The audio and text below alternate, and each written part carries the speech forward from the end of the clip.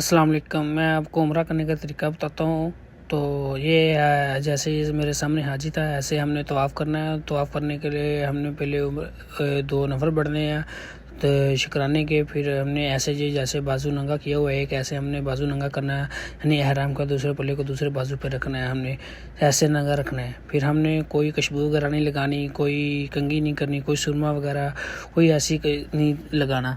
तो ना खाना काबा के गिलाफ के पास जाना, क्योंकि उस पर खुशबू वगैरह लगी होती है। तो फिर हमें दम हो जाता है, यानी बकरी ज़बह करना होता है हमने, फिर दम पड़ जाता है हमें।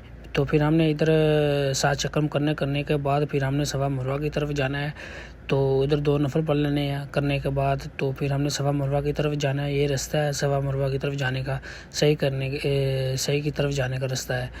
तो सफ़ा मरवा यानी सफ़ा एक पहाड़ी का नाम है, मरवा भी पहाड़ी का नाम है। हम हवा फिर इधर से ऐसे सफ़ा से मरवा, मरवा से सफ़ा की तरफ दौड़ते होते थे इस तरफ। तो ये लाजम एक हिस्सा है उम्रे का। तवाफ़ करने के बाद सफ़ा मरवा को भी जाना है।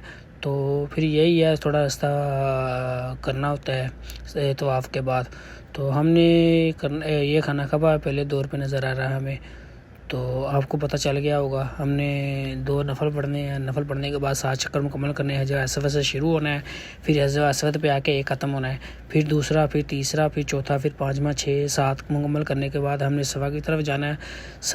सफ़ा ये हम सही का जो रास्ता उन्होंने बनाया है सारा बंद करके दूसरी तरफ से, तो हम सफ़ा की पहाड़ी की तरफ पास जाते हैं। पहले सफ़ा की पहाड़ी से हमारा सीधा हमने किबला रुख होने के तरफ हमने दुआ मांगनी है। उधर से हमने अल्लाह पाक से दुआ करनी है, अल्लाह पाक हमारे इस उम्र में आसानियाँ करे ताकि हम बहुत आराम से ताकि कर सकें।